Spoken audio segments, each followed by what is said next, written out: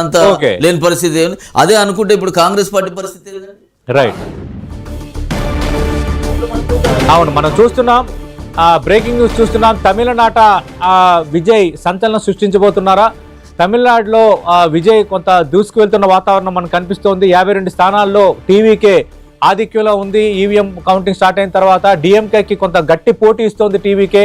47 స్థానాల్లో డిఎంకే లీడ్లో ఉంటే అటు టీవీకే 52 స్థానాల్లో లీడ్లో ఉంది. ఇక్కడ ఖచ్చితంగా మనం సిగ్నిఫికెంట్గా చూడాలి. మొదట మనం చూస్తే ఒక 15 నిమిషాల కిందట డిఎంకే మొదటి స్థానంలో ఉంది. కొంత 40 స్థానాలతో ఆ టైంకి టీవీకే రెండో ప్లేస్లో ఉంది. కానీ ఇప్పుడు అనూహ్యంగా టీవీకే 55 స్థానాల్లో లీడ్లోకి వచ్చింది. డిఎంకే 46 స్థానాల్లో రెండో స్థానంలో ఉంది. ఇదే ట్రెండ్ కంటిన్యూ కాబోతుందా? తమిళనాట సినీ నటుడు విజయ్ సంచలనం సృష్టించబోతున్నారా? టీవీకే పార్టీ 1-2 సంవత్సరాలు అంచనా వేసినట్టుగా అక్కడ అధికారంలోకి రావడం కానీ, లేదంటే మరికొందరు సహాయంతో అధికారం చేపట్టడం కానీ, అలాంటి వాతావరణం ఏమైనా క్రియేట్ చేయబోతుందా అన్నది ఆసక్తిగా ఎదురు చూస్తున్నారు.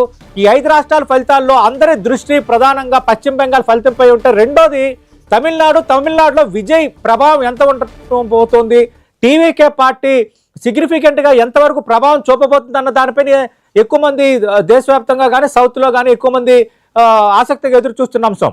దానికి తగ్గట్టుగానే విజయ్ తన దూకుడు ప్రదర్శిస్తున్నారు. ఇప్పటివరకు ఉన్న ఫలితాల్లో ట్రెండ్ మనం చూస్తుంటే, అటు తమిళనాడులో టీవీకే పార్టీ, సినీ నటుడు విజయ్ స్థాపించిన టీవీకే పార్టీ 55 స్థానాల్లో లీడ్లో ఉంది. డిఎంకే 47